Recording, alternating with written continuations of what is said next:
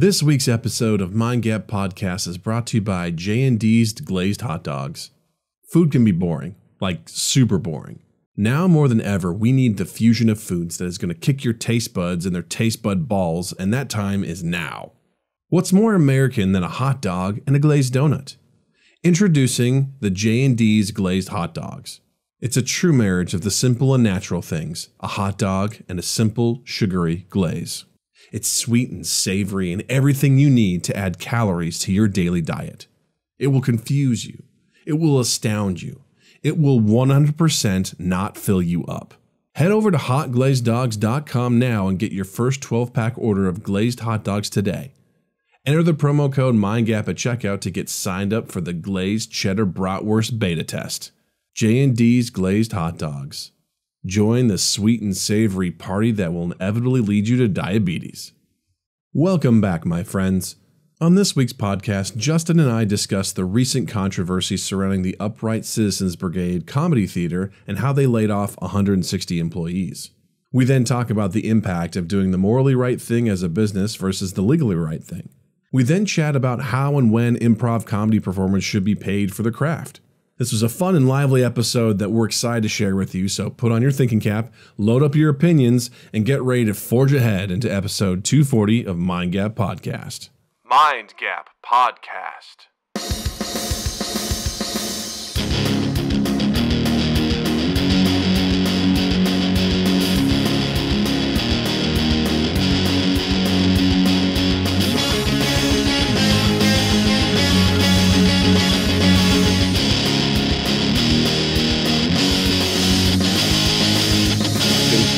It was insane. We're gonna rename this from Mind Gap Podcast to the Shit Show. Welcome to the Mind Gap Podcast Shit Show edition, where we do it through the internets. But hey, we're doing better now. I like it. We're doing good. What's up, Twitch? Thanks for joining us. So glad you're here. Twitch. Also, special shout out to eToy07 and Mr. E for coming to hang out while I did a stream of Tabletop Simulator on Saturday. So much fun. Thanks for hanging with us. And thank you, Clown Pup. I am a robot. I like that we're going to get this. Also, Clown Pup stopped by on Saturday, too. So thank you for stopping by to say hello also while we were playing Concept and Mysterium. So good times were had by all. And we'll hopefully be doing that again soon. So you guys come hang out with us, play some games with us while we do all that sort of shit. So also, in case you guys don't know, we'll go ahead and get this out of the way now. We have a new YouTube video, Justin Plays Video Games, where he's playing Among Us, a wonderful game. And for the record, I think for just us alone, at least 2 people have bought the game because of us. One of them is the person you know at work, and the other one is, I think, possibly, I mean, Ito, I don't want to say we're the reason why you bought it. Maybe you were playing it beforehand, but, you know, if it is, then cool. People are checking it out. But we had a lot of fun. Justin essentially is playing the game, and Justin does surprisingly well at the game for being the first time. It's great. This is, I think we found my game. I'm not going to lie to you. If you're not familiar with what a game is, essentially it's a game of teamwork and betrayal where you're playing with a team of people on a spaceship, and the objective is to essentially repair things and go home, but one of you is an imposter. And the imposter's goal is to essentially murder everybody. So the imposter can sabotage different things and then basically kill people, hide in vents.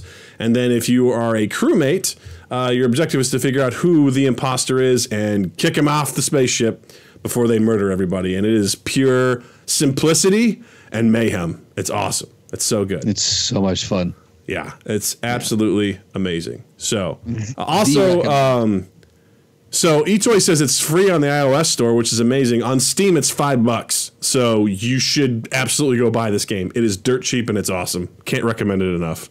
Or just get the free version on the iOS store. Yeah, I can't imagine playing the game on iOS. Maybe it's fun. Can you imagine doing the card swiper on iOS? I would lose my goddamn mind. I would lose my goddamn mind. Oh, it's so good. So check out the game. Check out the new episode. It's on our YouTube channel. Just look for Mind Gap or Justin Plays Video Games Among Us, and you'll find the video, and you can enjoy it from there. So That being said, Dirt Cheap was Doug's nickname in college. I mean, it's better than, Moist Supreme, Anything's better than Moist Supreme. That's yeah. You know what I'm saying? I do. I know what you're saying. Super gross. Etoy says, yeah, you guys are the reason why I downloaded it. It's freaking awesome. Make sure you play in other levels. They've got an Arctic Planet version that is freaking awesome. So we've actually already kind of talked about how we want to do a part 2 of this, because after it was done, we explored it a little bit more and we just saw the capabilities, and it's really pretty cool. Yeah, there's a lot of stuff, the different levels. There's a whole bunch of stuff that we're going to revisit this game for sure, without a doubt. I mean, we just barely scratched the surface of the fact that you can lock doors on people, which Rob did do at one point to Vellucci. Vellucci was trying to get out of a room, and Rob had locked the doors on him and then just murdered him slowly. It was amazing. I want so bad to lock the doors and just chase someone around the room. Just like you did in college. I'm looking at you, Vellucci. That's all it is. Yeah. So. Yeah. Good stuff in the gaming world. Go ahead. I said good stuff in the gaming world. Had a lot of fun. And keep your eyes out. We'll be posting soon about when we're going to do another hangout, probably with some tabletop simulator. You guys can play along with us. It's fun. Yeah. It's a good time. I was scrolling through the interwebs today, and I came across an article, and I think I figured out how to do the audio here, Doug. Oh, good. So get ready for a demon echo. No demon echo. Whoa! What are we looking at here? What was that? Oh my gosh! So this is the 5 worst celebrity responses to coronavirus. Oh my gosh! Okay, and it's amazing. Wait, so Tekashi 6ix9ine is afraid of dying from coronavirus in prison. What a great headline! What website is this? Popdust.com. Popdust.com. Great. So you'll understand why I got to this. Don't worry about it. So. This one here, Doug and I were talking about. I thought I was gonna grab Doug, catch Doug off. I thought I was gonna knock him off his game with this one, but he'd already seen this. But I did want to play this one. So Gal Gadot basically got a bunch of celebrities to sing "Imagine," and it's very cringeworthy. This is them singing "Imagine" in. We really don't have to do this. Support of coronavirus. Is this something we'll get flagged for? No, not at all. Oh, good. It's not working. Darn. Hold on. We don't have to figure this out, Justin. It's totally fine. It's totally fine. Doesn't work. It's all good. We don't need to hear it. We've all seen it. Damn it. Damn it, Justin. How'd you fix it? Break it again. Ugh.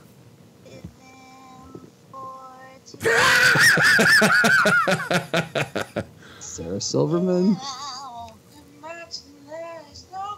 No idea who that guy is. How do you not know who that is?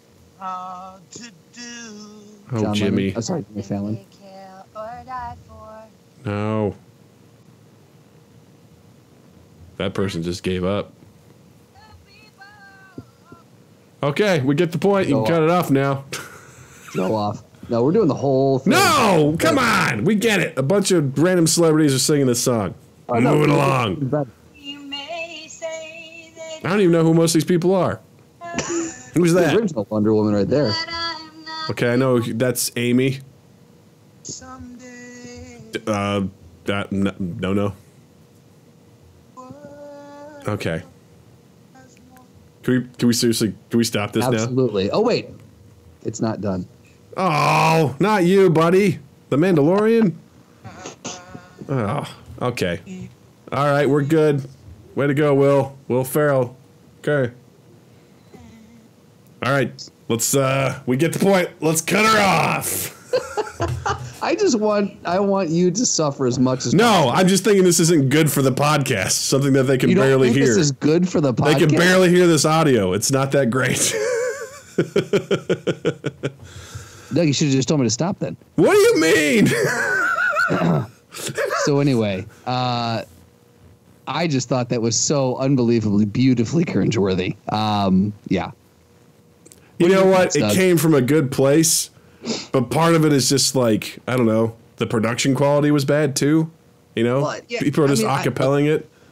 I get the concept. I get trying to, make, bring everyone together, this and that. And it's cool. But I think one of the things that this article references here is it says the singing isn't great, but more importantly, why do a group of multimillionaires need to imagine a better world when they're combined? If they combine their vast resources, they could actually make a pretty substantial difference.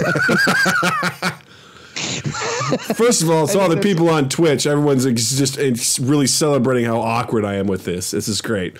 It's like Mr. E goes, I like how uncomfortable Doug is right now. He's squirming. Jervis goes, use the safe word next time. Maka68 goes, but watching Doug is awesome. So the other, this is another real quick. It's only 18 seconds. Real quick video. Hopefully the audio is a little bit better. But this is Vanessa Hudgens. I don't know what she was thinking when she did this, but take a listen real quick. Okay.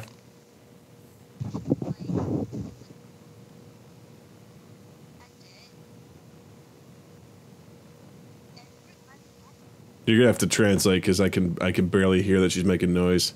You can't hear it? Okay, hold on. Let me try one more thing here. Let me try this. Audio up.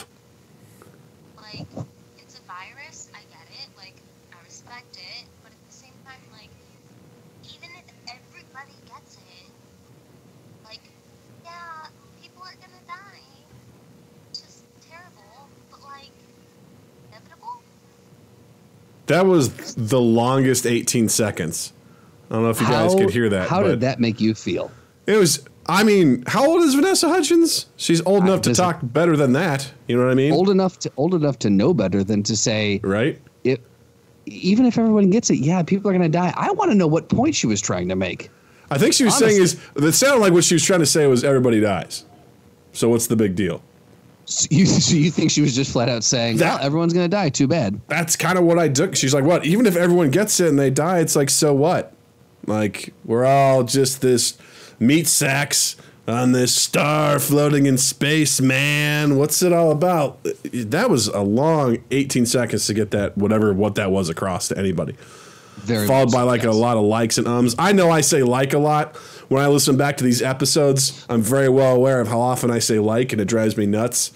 But I'm hoping it's not in the way in which she said that. The last one I wanted to kind of bring up here was... Also, real quick, her upspeak, yeah. I don't like it.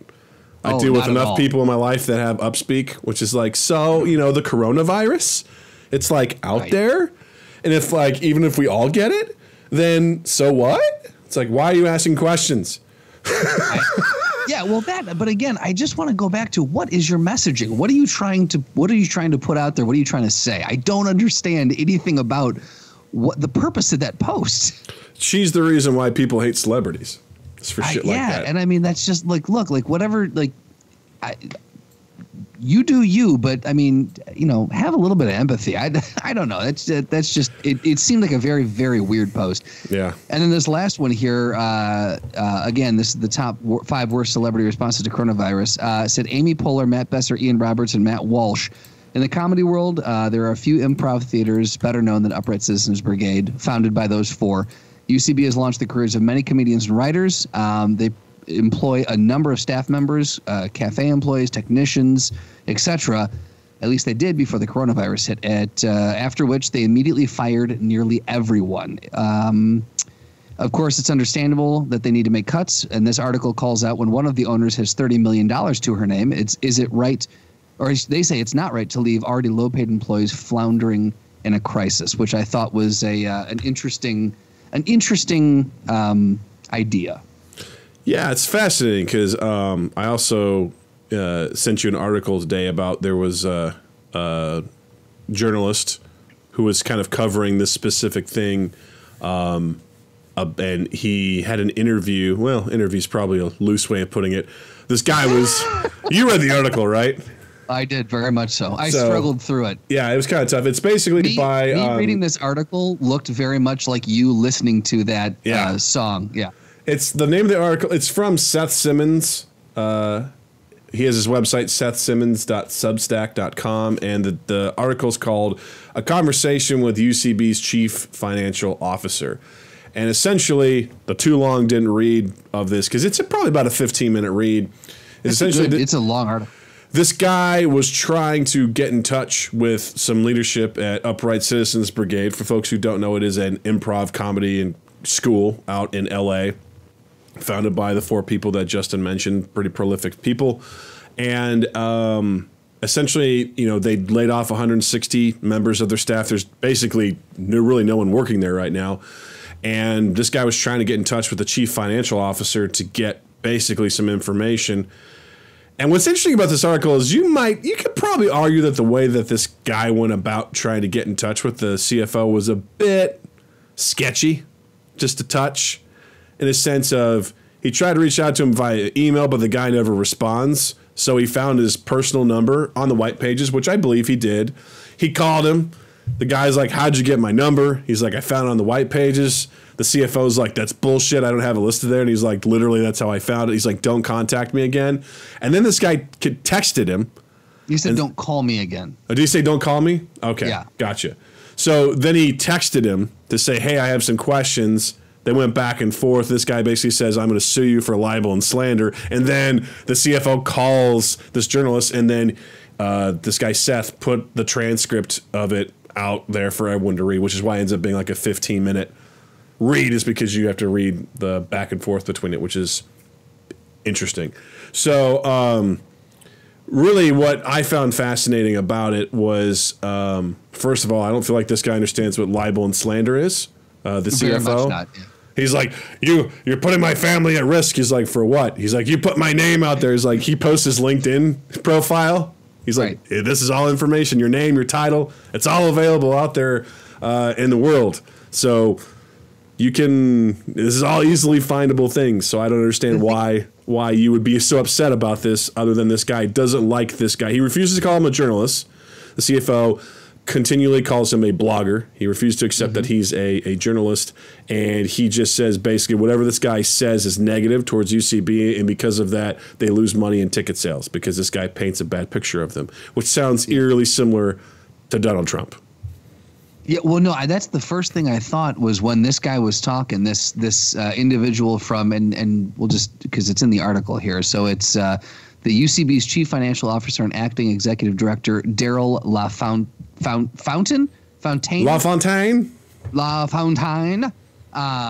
Daryl, the first thing I thought was, I'm like, this guy, this reads as though I'm reading a transcript from Donald Trump. That's the first thought I had.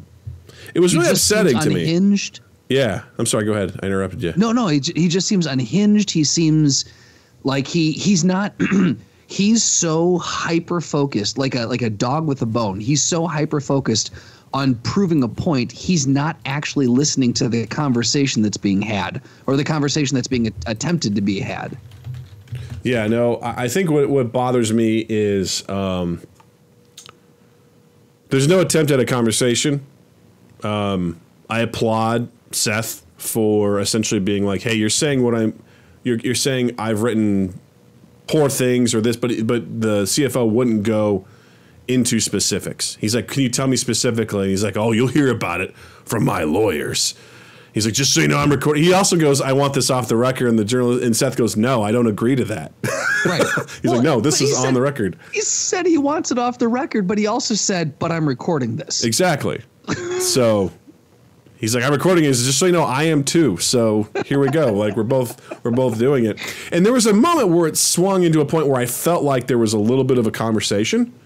Yeah. And I was like, oh, we're getting somewhere. But then Daryl, the CFO, immediately cuts back into just like attacking him and everything. And one of the things that I found interesting in this, there's two things. One, Seth talks about the obligation of folks like Amy Poehler, Matt Besser, and all the founding members about whether or not they should. I think what this stems from a couple things. One, when the folks were laid off there, they weren't paid out their sick time. And I think that was something that was upsetting to some. So I don't know how their quote unquote paid time off or vacation time works, because it could be a couple of things. It could be like you have a bucket for vacation time and then you have a bucket for sick time. Vacation time is something that you get paid out no matter what. It's going with you.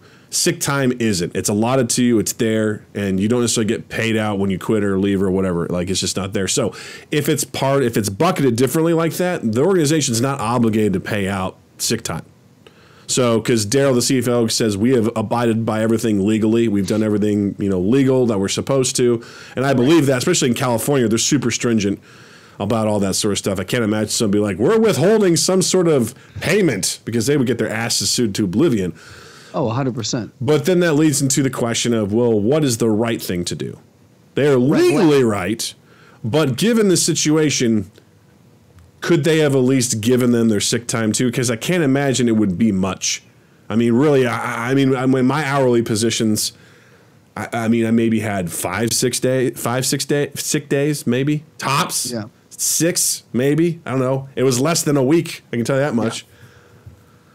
I think that based off of what I read in the article, it was he was saying that we've paid out everything we're legally obligated to, and the argument wasn't whether they were cheating legally or doing anything illegal. The argument was, shouldn't you guys, UCB preaches we're a family. Yeah. We've got each other's, but the foundation of improv is I've got your back. And so UCB, and again, this is not a commentary from my perspective. This is what it says in the article, is that UCB promotes this kind of, we've got your back. It's a family environment. They talk about how they're a tight-knit community, but when push comes to shove, is there no way that they could have helped these people who have to now just be unemployed with a little extra something to kind of get them through maybe another week, maybe another 2 weeks? And I think that's where the crux of it comes down to. Yeah, and again, there's just situations where this is such a unique situation for everybody that I think the right thing to do would be like, hey, here's your sick time too. Just take it. Just pay it out to them and let it go. Because I just think that's how you build goodwill and stand behind, the people that are working there, and they're going to need that, like it's a stressful time for that. So I think that would have been the right thing to do. I don't think they did anything wrong. I don't know all the details, but again, if it's a situation where it's bucketed between vacation time and sick time, they don't have to pay out the sick time. So, they didn't legally do anything wrong, but I think given the circumstances, it would have been nice to have, something greater in that regard. And the other thing, I'd love to get your take on too, is people were saying, well, Amy Poehler, co-owner, millionaire, wealthy, how come she doesn't do something for this? And what's your reaction to that? Well, you could argue too that it's not just Poehler; it's the founding four. It's Amy Poehler, Matt Besser. Who are the other? It's Amy Poehler, Matt Besser, Ian Roberts, and Matt Walsh. Yeah. The four of them. Walsh, Besser, and Poehler. I don't know about Roberts, but I know at least the three of them have. Well, I think Matt Walsh was, if I'm not mistaken, he was in Veep. Yeah. He played. So I mean, he's got. So all of them. What the point I'm getting at is all of them are successful in their own right, and all of them have some money in the bank. I definitely think that it would be cool. I don't think that any of them are obligated to step in and do this, because again, while they may be owners, I think that the one thing that Daryl made a distinction between was there's a difference between owners and operators. Yeah. And the owners at the very top, they founded it, they've passed this off. Sure, they get a cut of whatever comes in, but they don't do any day-to-day operations. The people who operate it are the ones who are in charge of employees and payroll and health and insurance and all that stuff. So to me, it really should come down to the people who run the thing. Now, those people could maybe lobby and say, hey guys, we're really hurting. Is there any way that you could help us do this thing? And I think it would be very generous if the four of them would band together and put some money into this. I do know that one of the, I can't remember, I found another article here that talks about Matt Besser. He tweeted out that there's 2 GoFundMes to support the part-time staff while they're down. And so he's tweeted out the links to them, and then he caught shit because people are like, basically, why do you need to GoFundMe if you guys are all rich? Why are you having everyone else give money when you guys could step in and give the money? So I think it's this morally gray area. It would be I think it would be very cool if they were to do that, but I don't think they're obligated to do it. That's an interesting take. A couple folks on Twitch, Maka68 says it comes down to legally right versus morally right. And Jared says goodwill, that's the thing. Coming out the other side, we're going to remember who was quick to screw people. And he also says if you own it, though, that's your reputation getting destroyed. So I'm very fair point. My initial reaction to this is that those founding four really have kind of going to the previous thing was they have no obligation to this school. I kind of side with Daryl a little bit on this in that they don't operate it. Like they each own 25% of the company. So they're like the founding members and everything like that. And I don't also understand the complexities of them just sort of like infusing cash into the business. Like, can they do that? I don't know. I mean, tax wise, like things like that. Like, are they able to do that if they're part? I don't know. I have no idea. I have no idea how any of this works in that regard. So I think this is a situation where people look at someone who is successful in what they do, and they're like, well, how come you can't just fix it? And I just don't think it's that simple. I don't think it's that simple as them banding together and giving $1 million to the UCB corporation to then pay out sick time. Like, I don't know if they can just do that. Now, could they contribute to a GoFundMe? Sure. If they want to be like, hey, we're going to contribute to that and things like that, I suppose they could. They could do that. I guess to me, too, is it's like how much responsibility do they have? How active are they in this owner in this organization? And maybe just something they're like, hey, we're kind of like silent partners here. Like, we own it and we put you guys in charge, and then we basically each take our 25% cut and we move on from there. I mean, I don't know how much they're involved with it. So I have a little bit of pushback on that where someone's like, well, Amy Poehler could just pay for it. I'm like, I just don't know if that's how it works. On my previous job, our organization got some investors, some venture capitalists, some venture capitalists, Goldman Sachs invested $100 million in the organization. And this vendor I was working with was like, hey, I saw this press release that you guys got this money. How come you can't pay me on time? Just give me some of that money. I'm like, I don't think you understand how this works. Like, that money just doesn't come down the pipeline to you. Like, these guys are investing. It's not just sitting in a checking account ready for someone to cut a check to you. It's like, oh, this one goes out to this lawn care guy. Here you go. It comes from the $100 million that Goldman Sachs just gave us. It's like, no, there's strings attached to that and all sorts of shit. So there's just this, I think, and I could be totally wrong. If someone knows the ins and outs of that, please, by all means, educate me. I'm open to it. But my initial reaction is that I just don't think it's that simple. I don't think it works that way, where someone can just be like, well, I mean, I own a quarter of this business and, I have a couple $1 million. I'll just throw a couple $1 million into this and we'll be good to go. I'm pretty sure there's some business implications to that you just can't just do that. So I kind of resent that a little bit, where I understand this is a lot of eat the rich right now, more so than ever. People see others that are wealthy and doing okay. You got your Vanessa Hudgens of the world sitting comfortably in their homes being like, like this thing that's out there. I mean, if you get it, I mean, you could die, but so what? So people look at that like, here are some wealthy, well-known people that don't know what the fuck they're doing. And they have no idea what they're talking about. And,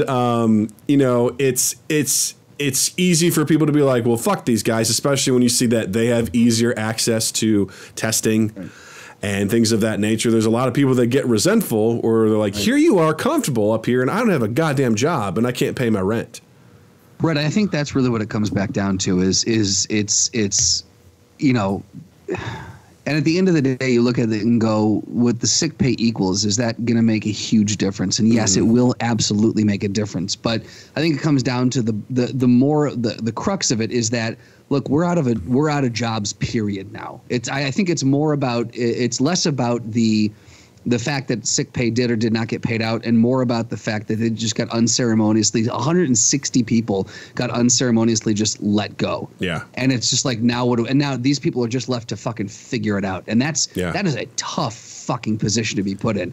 And again, it's easy to look at those like Poehler and Besser and all of them who who have, tens of millions of dollars in the bank and go, well, you guys can just sit there for a year if you wanted to and not do shit, and you guys would be fine. Like, it's definitely hard to not feel that resentment. You and I talked about this a couple episodes ago when we talked about the wealthy of the wealthy, and what we would do. Like, shouldn't a couple of billionaires in the world just pool their resources together and just make it, fix it all, Yeah. And again, it's they should they do something? I think morally it would be awesome if they did.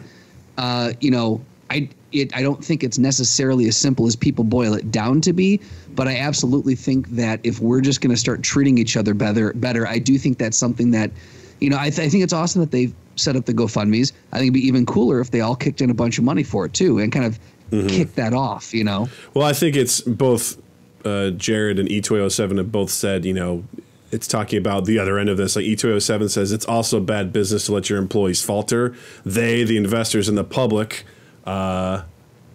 will remember if you were willing to help out. Jared says, exactly. Jared says, if your knee-jerk reaction to trouble is to fire all your staff, you're a shit business. There should have been more time to think about solutions. And kind of the thing about that is also, when this passes, how likely do you think people are going to go to sign up for classes at UCB? Right. How likely are people going to go to sign up to be a part of the wait staff or anything else based on what happened? Again, are they legally okay? Sure, but let's talk about PR and social capital, and especially this quote-unquote interview doesn't help. I mean, if anything, Daryl seems unhinged, and you know what? I have no doubt that guy's going through some stress, right? Imagine being the CFO of a company that's essentially could be done. I mean, depending on how long this goes on, I mean, how many theaters are going to shut down for good? Oh, there are going to be a lot of casualties in that realm. Absolutely. Yeah. And the arts and entertainment, 100%. Stuff's going to go under without a doubt.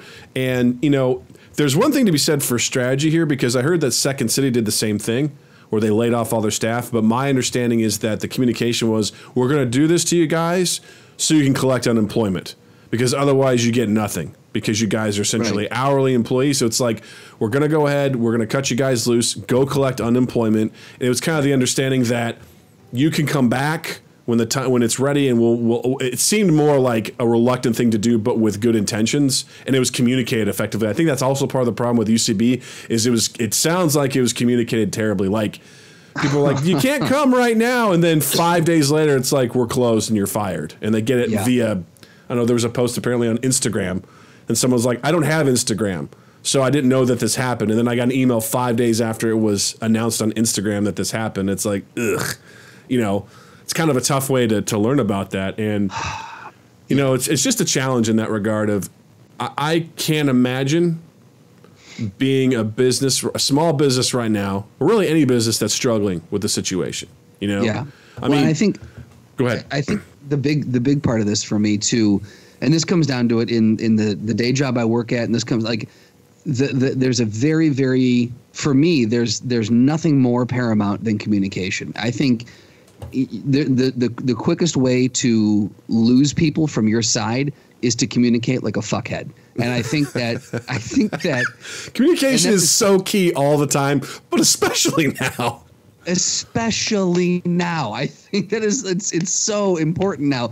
And I think that based off of everything that I'm reading and hearing and seeing about this communication, I think more so than anything, that was the biggest misstep on UCB's part, is that they basically just fucked up this communication. Second City allegedly went, hey guys, look, here's how this is going to go down and why, and here's what we're recommending you guys do in order to set yourselves up, as soon as possible. And UCB was like, you fired, sorry, don't come in. There's just, that's so not taking care of your employees.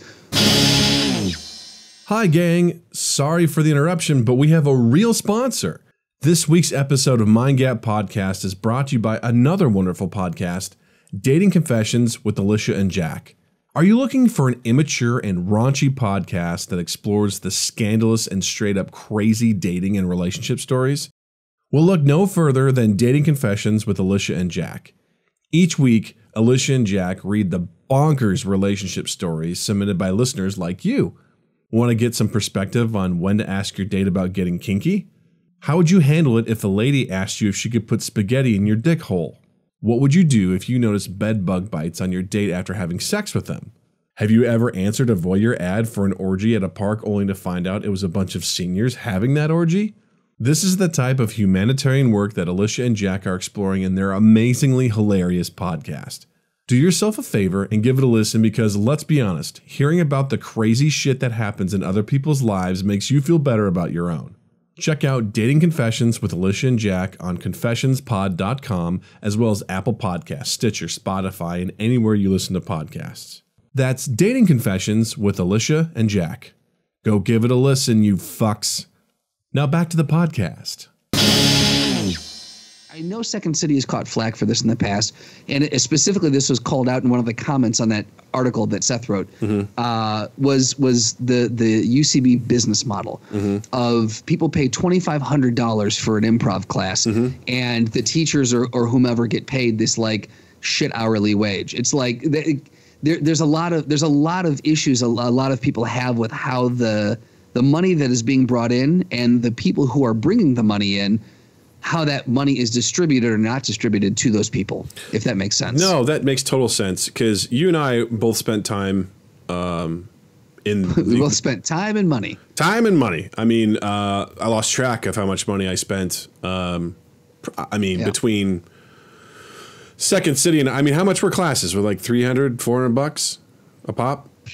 Something like that. Sure. I honestly don't remember. That's easily it was more than $2 and less than 10,000. There you go. That sounds like a Doug comment. It was, I think we'll just say $400 because that sounds about right. Maybe we round down to 3, but sure. You did all 6 levels of the writing class. So 3 times 6, $1,800. You did all 5 levels of A through E at Second City. That's another $1,500. There we go. We are at, Justin, $3,300. A lot of money. See, I did more than 2, less than 10,000. I did A through E, and then I did writing 1 and 2, and then I did conservatory, and then I did IO. There's 7 classes. You did acting too. Oh, that's right. I did acting. For 3 levels. So I easily spent $6,000, if not more, between those 2 schools for that sort of stuff. And I think it's complicated because it's a theater structure in a way, because really what this boils down to is another aspect of this, which I really want to get your opinion on. In Twitch, I really want you all to weigh on this too, is at what point should performers get paid for what they do? Ooh, that's an interesting. Because should college athletes get paid? Right? Because this really goes back to, I feel like that's in the same ilk of that conversation. It's very interesting because a lot of what happens, for those of you who aren't familiar with kind of how this works, is if you are quote unquote good enough to get on, say, what they call a house team, which is essentially it's a group that performs regularly at one of these venues. You essentially show up, people buy tickets for the show, they watch you perform, and they move on. Now, you do not get paid to perform at these shows, even though they're charging a ticket price. I think the logic behind it is that, especially if you're new, the teams are new, they're not necessarily a draw, and probably the theater is going to be footing the majority of the bill for the cost of that show. Hopefully someone has done some math at roughly how much it costs to run a show there. And if you show up and 3 people show up and you're not driving people there, they're like, yeah, we're not going to pay you for not bringing people in. Now, if you're super good, like amazingly good, you get on things like the Second City main stage show, you get on the ETC stage, or at IO, you're like only like a handful of teams, not even a handful, it's less than that, like Improvised Shakespeare. They were so good that they actually threatened to leave at one point because they weren't getting paid very much, if at all, and they basically brokered a deal where they got half of the door sales, the ticket sales, while the theater took the other half, and also the theater got all of food and beverage, which is where they get most of their money from anyway. But that's a huge deal where they get half the ticket sales and they play in a relatively large room. But that's like the best you're going to get. And Second City is, I think it's Actors Guild, so they kind of get set rates for that sort of stuff. But that's the top level you're going to get for that sort of stuff. Even some of the more seasoned teams that have the teachers that we took don't get paid for the shows that they put on. Like, it's purely there just to do whatever. Like, even Chris and Matt, did Chris and Matt make money for their shows? It's minimal because basically they rent the theater out, so they pay a flat rate to the theater, and then Second City takes half of whatever they make at door, and they keep all of beverage sales. So or all concessions. Much. So Chris and Matt essentially at the end of the day make half of whatever door is. Yeah. And so Chris has said, like, after if they just take into account rental, like renting the theater and stuff, they basically break even. But then after it comes to paying Drew and I for doing videos for them and printing posters and any ads they buy on social media and everything and promoting it, every show they've been in the hole. Yeah, of course. Yeah.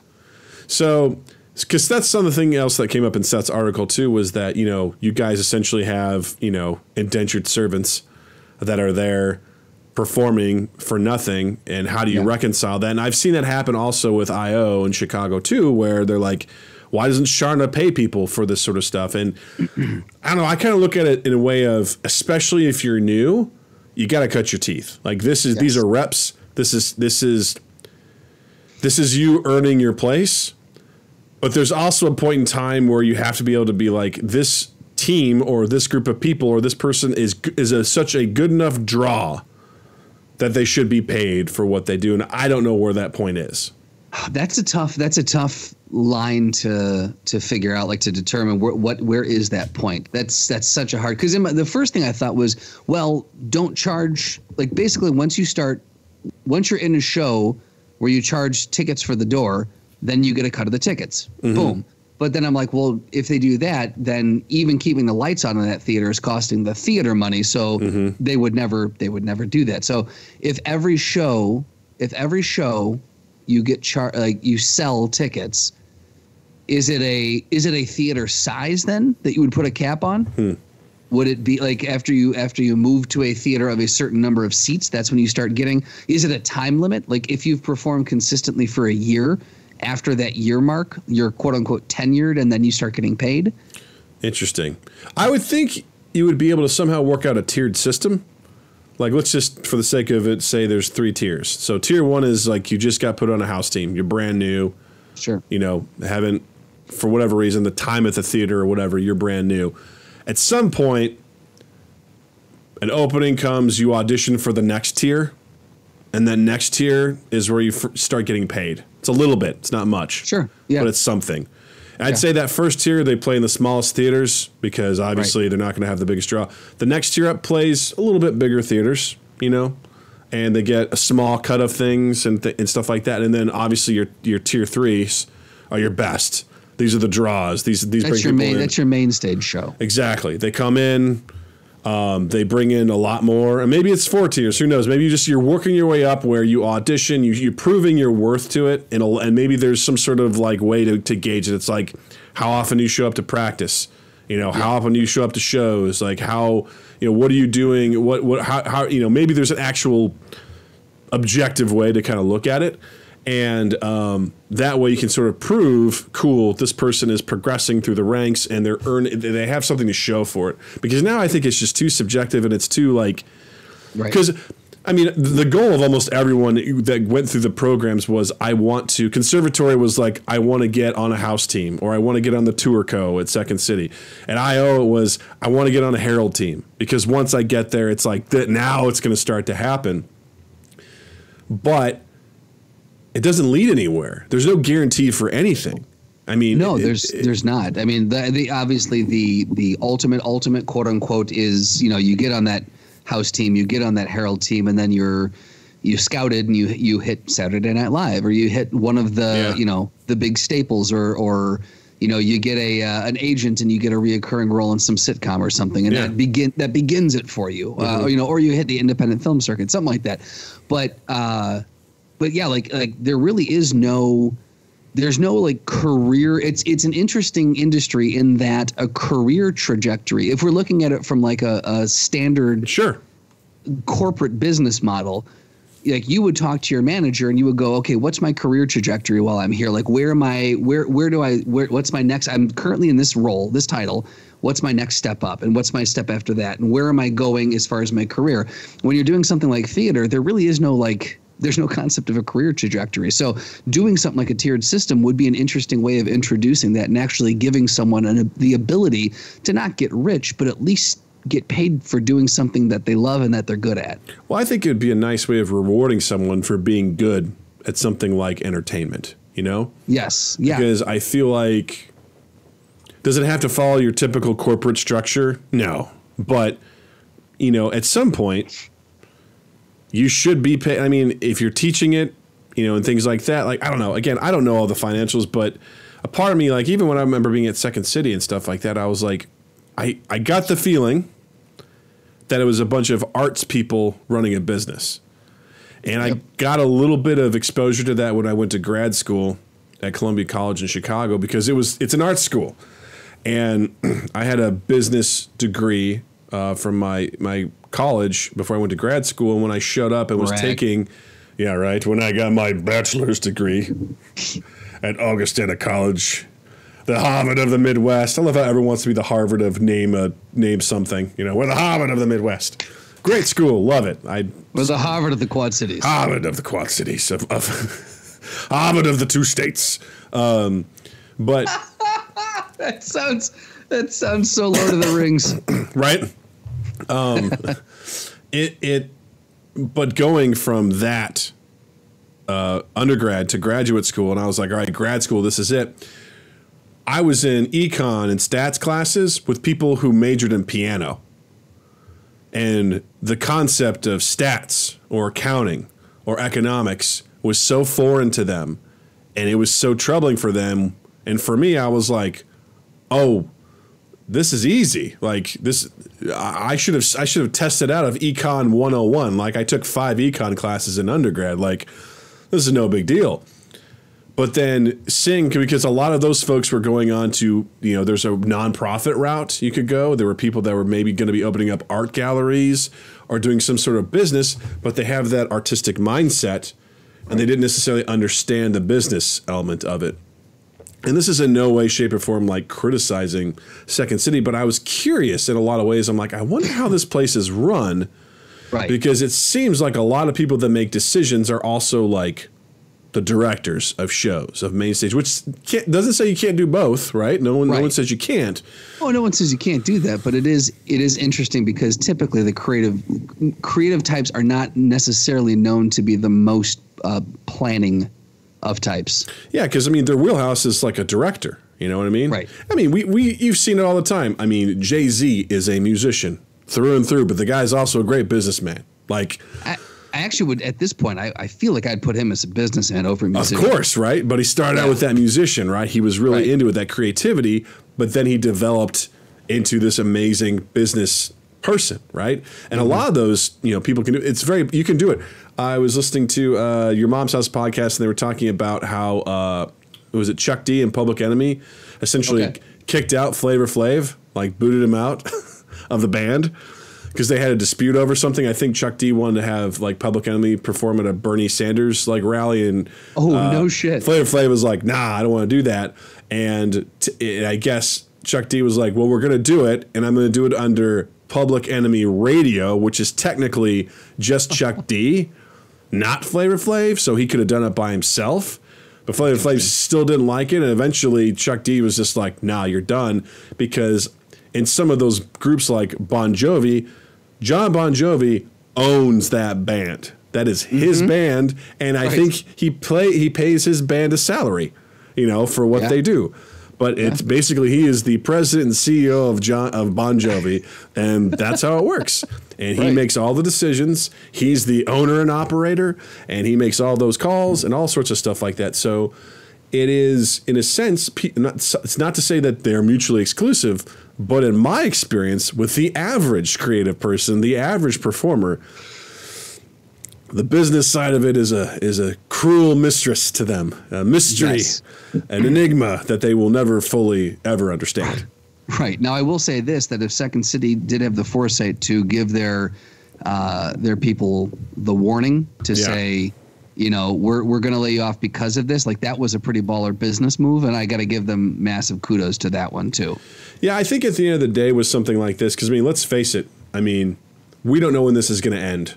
No. I hear some people saying August, I hear some people are being very, I think, optimistic, saying May. I don't know.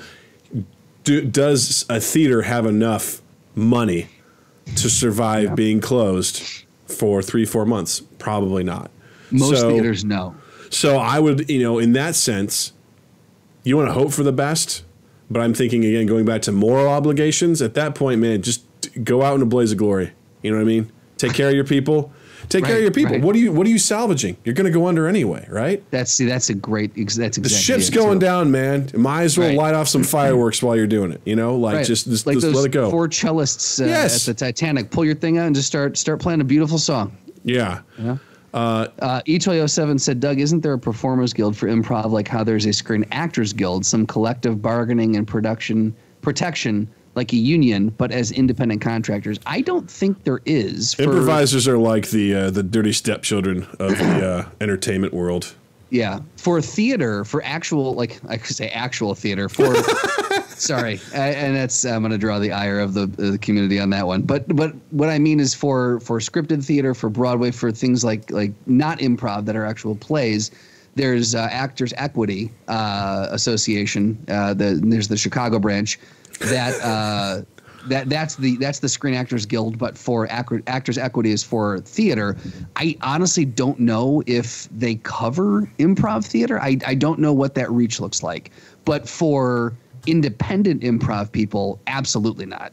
Yeah, improv is definitely one of those things where people are like, if you want to make a career here, you're in the wrong place. Like, you do it for the love of it, which I feel like I hear from a lot of people in general, is the comedy theater scene in general is like people kind of have a chip on their shoulder because basically people get plucked from Chicago to go to New York or to go to LA, and they do it here because they love it here. They love what they do, and you can really see that. Like, some of my favorite moments are going to a show and watching people just go to town.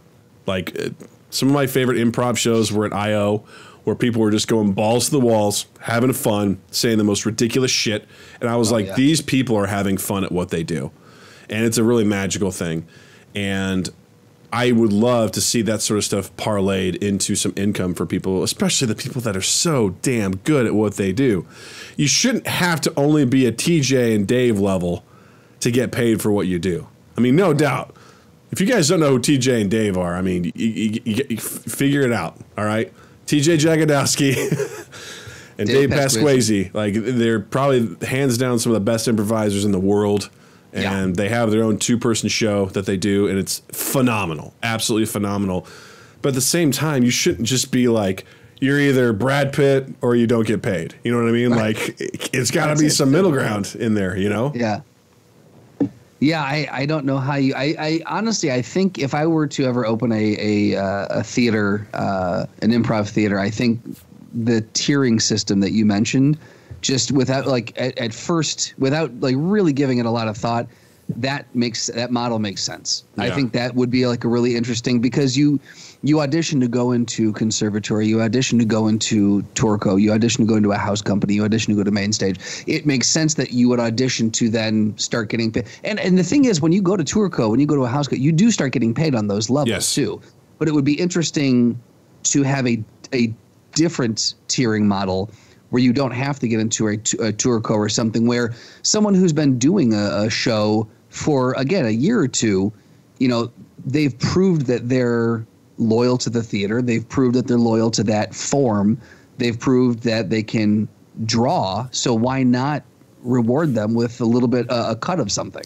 Well, to kind of take it to a little gross place in the corporate world, you should be able to, I kind of liken it to, you've got someone who's in, I don't know, we'll call it a customer service role.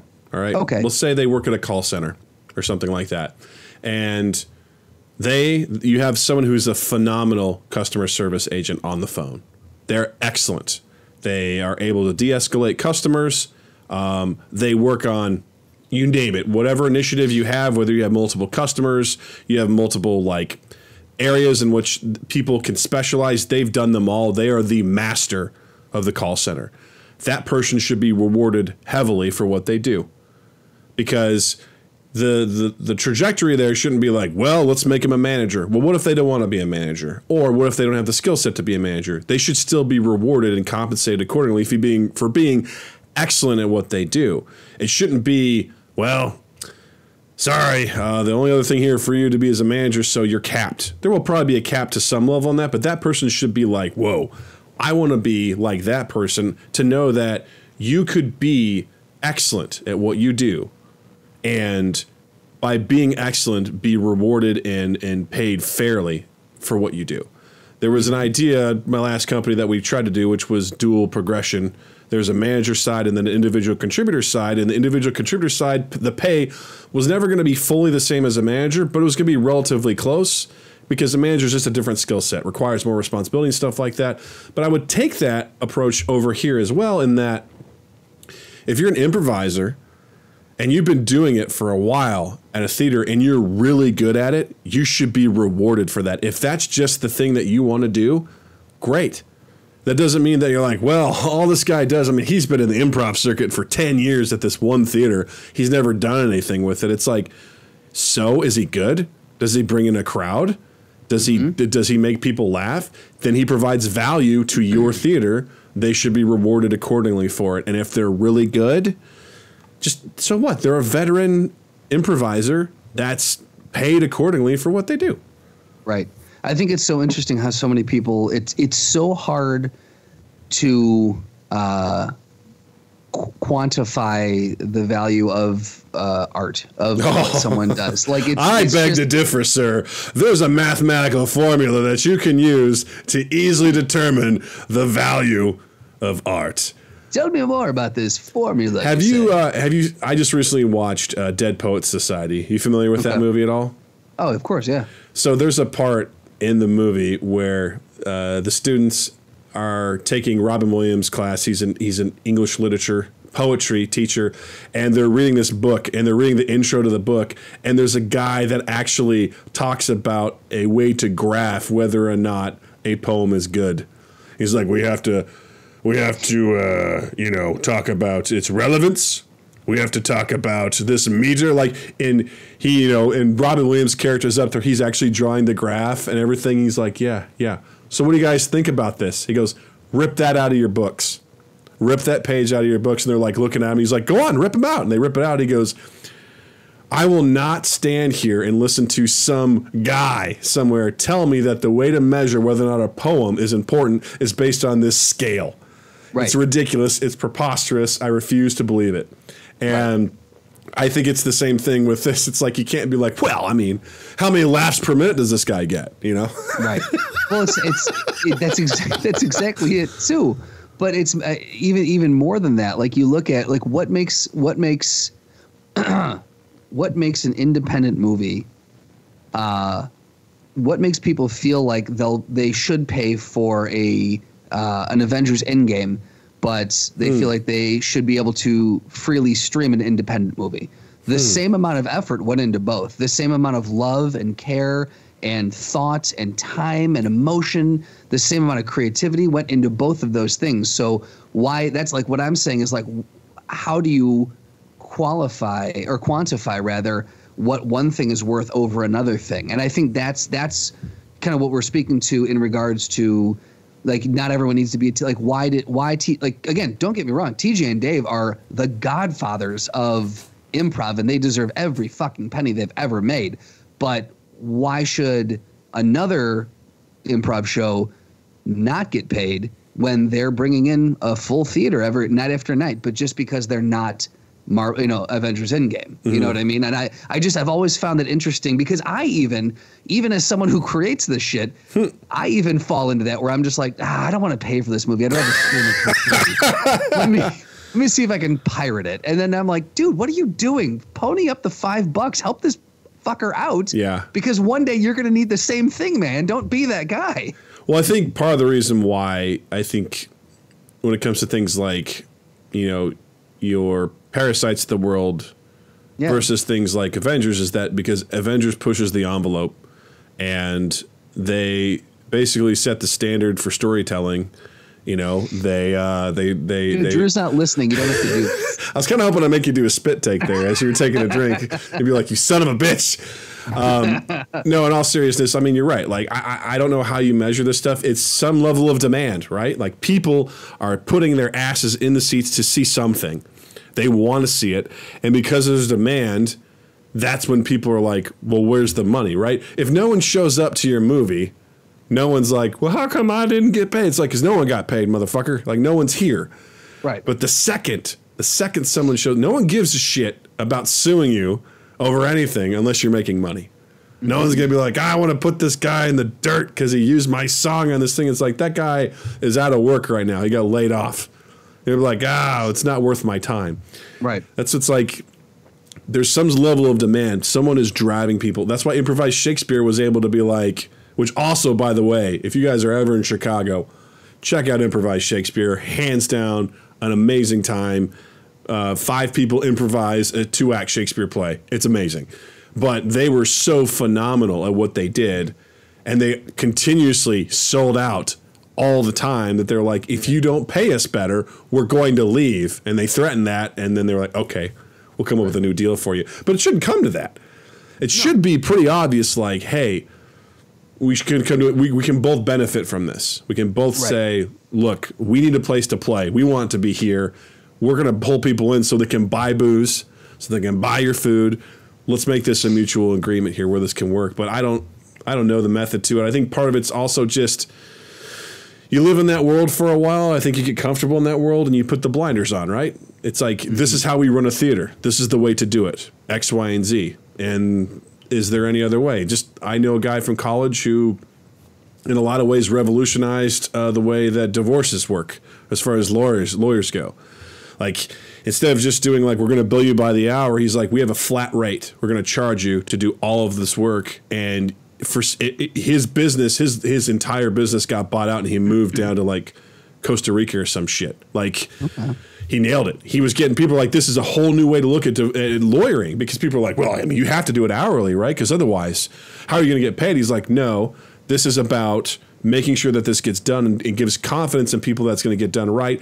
And it's going to work for people. Flat rate. Here's what we're going to do. Bam. This is what it is. That is brilliant, because I had a buddy at work who went through a drawn out 2.5-year divorce. And for 2.5 years, we would ask him every day, how's it going, man? And he had the next, tale of woe from this procedure that just next to bankrupted the guy. And I mean, it cost both of them so much money and time and heartache. And it was one of those things where I was just like, I feel like there was an element where I'm like, I feel like these lawyers are dicking you guys around, where they're just like, the terms all of a sudden changed. I'm like, did you and your ex change the terms? They're like, no, but the lawyers recommended. And I'm like, that just feels fucking shady, man. Yeah, man. I mean, think about that. Why wouldn't they want to file a motion? Let's do this. Let's do everything in our power to make sure that we get you right. It's this flat rate thing. I love that concept. That's typically what we'll do with that's something that Drew and I have on certain occasions on most occasions rather. We have taken that methodology of like, hey, look, we're not gonna dick you over. We know that your money is valuable, our time is valuable. So let's just make this. Let's agree to this one thing, get this done so we can keep doing more business together. Yeah. I think it's a way to foster trust with someone. Yeah, because anytime someone goes, well, then there's also an hourly element. You're like, fuck, well, how do I know you're doing exactly what you need to do, like to get that done? Because there's been too many situations where people are like, man, let's tack on extra 30 minutes on there, Right. We'll make it an even 7 hours. It's like, but you didn't do it for 7. You did it for 6.5. And then people get a little... I think there's something to be said where also if someone's like, this is the flat rate, I'm like, cool, this person's confident that they're going to do what they need to do in that amount of time. And, especially if you come out the other end feeling good about what happened, you're like, this is great. Sure. Flat rate, I'll come back, I'll recommend it. And I think that's what happened with this. It's like, I'm sure you get a lot of good reviews about divorce lawyers in the world, but this guy, I just kept seeing him getting published in different magazines and different things, like about how he's revolutionizing this world. And I'm like, what if someone took a similar approach to how you run a theater? And I don't even know how you do that, but there's got to be ways to innovate. And if anything, kind of like what we talked about last time, this is the time now to think about how you're going to innovate. Absolutely. How are you going to do something different and better? and what can you do to capture this sort of stuff? So, Owen the Lady Killer, hello. Welcome aboard. Thanks for being here. And also, Maka68, I agree with you. Without individual contributors, there are no managers. So, couldn't agree more. It says mangers. Oh, there wouldn't be any mangers. Got it. Yeah, no mangers. No, I think to your point about the innovation, one thing that I've been seeing is I can't remember if we talked about it last time or not. With the Tonight Show, did we talk about that? No, I don't think so. So Jimmy Fallon, I know a lot of people are a lot of late night shows are doing it now, but tonight, the Lady Killer, we were talking about Upright Citizens Brigade Theater and a little issue, hot water they got themselves into. So if you want the full recap, check out the episode when it drops on Thursday. But the Tonight Show is doing the at-home edition, and basically Jimmy Fallon's wife is holding, I think he's just using his iPhone, and they're recording. He does interviews via Skype or via Zoom is the new WebEx. So he does interviews. He did one with Lin-Manuel Miranda, one with Jennifer Garner, one with someone else, and all these people are associated with charities that are helping people who are. Lin-Manuel Miranda's was a charity that was helping out of work theater people, right? So other celebrities have other charities that they've been kind of associated with, and he has them on. But then he just basically does a monologue, jokes with his kids running around and like crawling on him, and it's very real and pared down, and it's actually really it's fun to watch because he has innovated a new way to do late night television, and so all the other people have followed suit with it. And actually, who was the Chris Hardwick just did Talking Dead on Sunday the same way, where he basically via Zoom he had his guest and they broke down the episode. But what I find interesting is that people are finding a way in this new reality that we're living in to innovate things that, because years ago Johnny Carson could have never conceived about doing a talk show in his living room, right? But now we're able to do it in this day in the internet age, and so I do think that now would be the time to start innovating, because we've seen a lot of really interesting things coming out in the last couple weeks. Well, I think that's a good point in that I think there's an authenticity that's here right now that I think people are really craving, and as cringeworthy as Gal Gadot's thing was with singing Imagine amongst all those celebrities, I feel like there was an authenticity of like, hey, we're trying to do something good. We're trying to connect. And it also sort of is breaking down barriers, especially with things like Instagram and hell, what we're doing. You know what I mean? Yeah, we can't physically be there, but it's like we can still have our podcast. We can still stream to Twitch, and we can still carry on with what we're doing. And technology's there where I get excited because I don't typically like your normal broadcast television stuff. I think it's too old school for me, and I feel like it's an old archaic thing. And maybe this is the thing that puts the final nail in the coffin for that. And it's like, well, let's do something different, because if we're here until August doing this, people need, we're going to develop habits. And if that new habit is like, I love these authentic things that Jimmy Fallon's doing, then can you go back to your typical, what channel does it play on? NBC? I don't even know. NBC, yeah. It's like, I'm going to go back to the typical NBC format where there's all these goddamn commercials and blah, blah. It's like, it's not going to feel right. It's going to feel so much less authentic. And I think right now what people are craving is authenticity in this time that's kind of chaotic. It's interesting, man. It's going to be interesting. It's a byproduct that I didn't necessarily think we were going to see. I couldn't have predicted that we were going to see something like this come up, and I'm very interested to see what else we see come up in the next couple weeks, couple months, just to like people going, okay, well, like we talked about Stage 32 and a couple other places where streaming film festival entries that weren't able to do that, and things like that, where you're like, I never even thought that was something we needed to tackle, and now we can tackle it. So I'm very, very excited to see what comes out of that. And to your point, to clarify, we weren't shitting on the Imagine, all the celebrities singing that. We were having fun and goofing around. It's actually really cool. I'm a fan of when people do that. It was definitely a little cringeworthy, but I like the overall sentiment behind it for sure. There's one industry that doesn't have to innovate, and that's the porn industry. They can just keep following their North Star of boners, and they're good to go.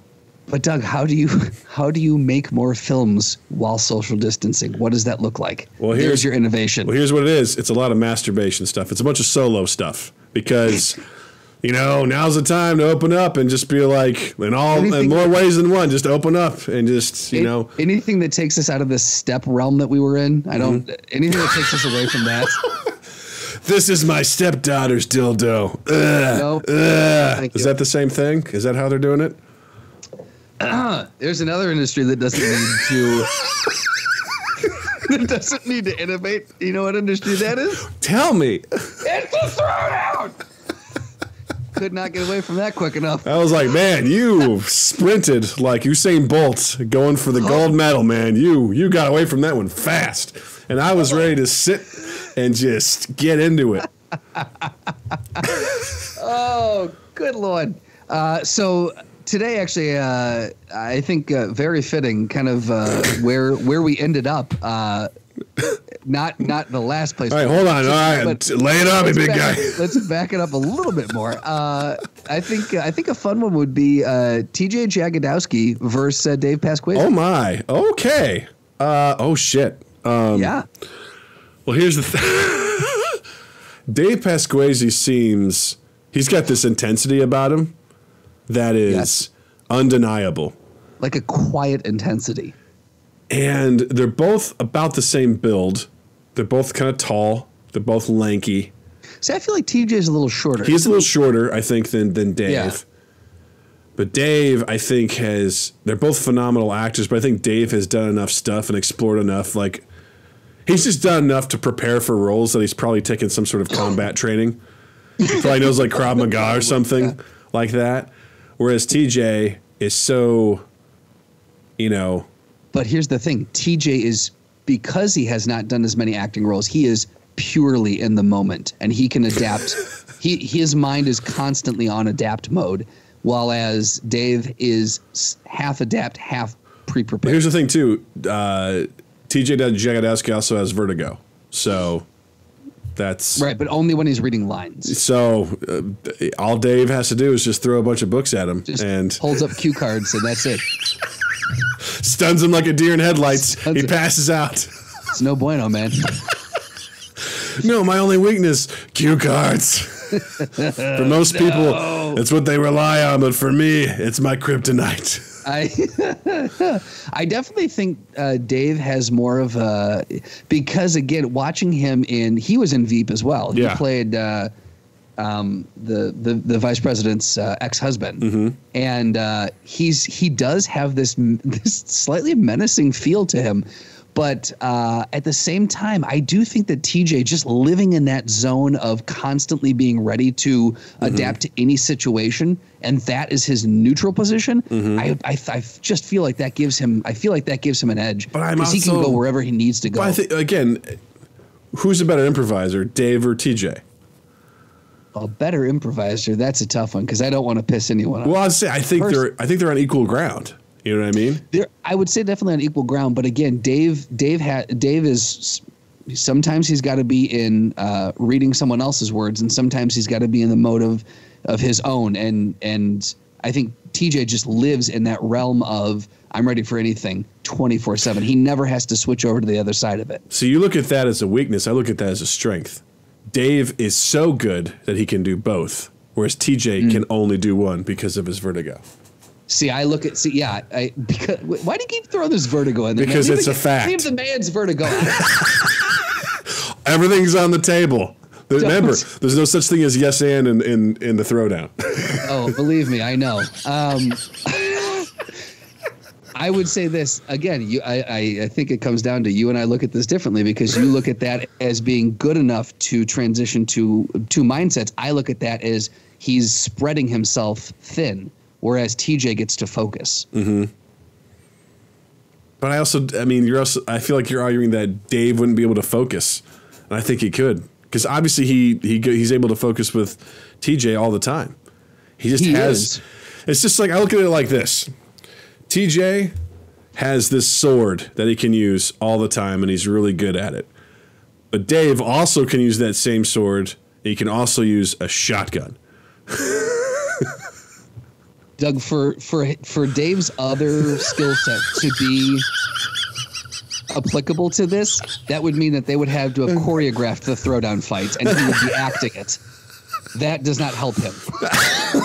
I'm just saying, TJ can only use a sword, and Dave can parry and then also use a shotgun to kill him. You're sorely mistaken on all of these analogies. Okay, it's not a shotgun. It's a Colt 45. It's not weapons. It's a throwdown combat, and it's how they approach it mentally. Exactly.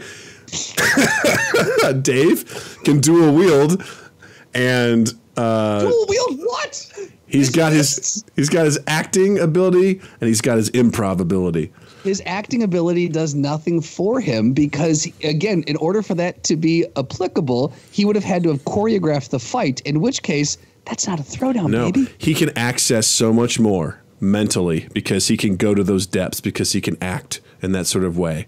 He knows. TJ's got to be able to pull those things up on a moment's notice. Yeah, man. but he hasn't been able to experience as much as Dave has. You can't say And Dave that. has obviously had some sort of combat training to prepare for some role. You don't know that either.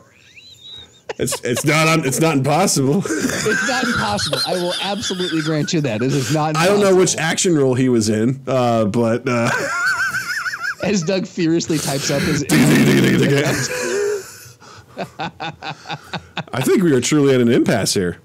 I really do, man, because it's a matter of it's a matter of is the two I lost the words again. Because I think their ability to improvise, even with combat, is equal. Because I think they're both able to live in the moment because they do it so well together. So I think because of that, I'm looking at it as that's a wash. Their ability to like use their surroundings and stuff like that. I'm thinking that because Dave has been exposed to some other stuff through acting, it gives him a slight edge. Because he may have, by doing this acting stuff, been exposed to other characters or other scene work that would have given him an ability to have a combat advantage. But yeah, I think, if I'm not mistaken, I have about as much info to back this up as you do about his stage combat. But I feel like TJ is a part of more improv troops than Dave is, yes? Yes, I think you're right. So I would say that TJ has been exposed to a lot more situations, a lot more dramatic improv and comedy improv. He hasn't just performed with Dave the same way Dave has not just performed with TJ. So while Dave does from an acting perspective, TJ. Now let's not forget also TJ is in the Sonic commercials. Mm-hmm. So he does have, So if there's burgers and conies involved or slushies, he's got an advantage. I'll say this. He's also got a car that he can use as a weapon. I'll say this. They walk into an arena. Somehow Dave has masterfully understood what was going on. He clicks a button. Trapdoor opens. TJ falls to his death. He's that kind of maniacal and that kind of like, he would just know his surroundings to the point where he's like, I've got a tiger hidden over here somewhere that will come out. Rambo. What, Rambo has tigers? Is that what you're saying? Absolutely. He's a well-known tiger enthusiast. Dave is the kind of guy that is that, like, sinister to me in my mind that he would have that stuff planned ahead of time. And as much as TJ could react, it was like, what are you going to do against the tiger, I firmly disagree with that. I firmly disagree. I think you're giving Dave, like, superhuman level credit here.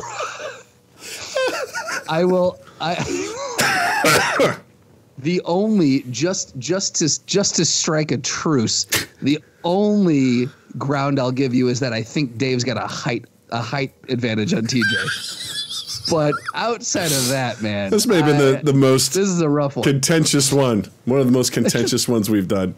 So we might need to put this out to the now again. I don't know if any of our listeners have seen TJ and Dave, if they're familiar with what we're talking about. If they have, we'd love to hear you guys weigh in on this as well, because this one I don't know, man.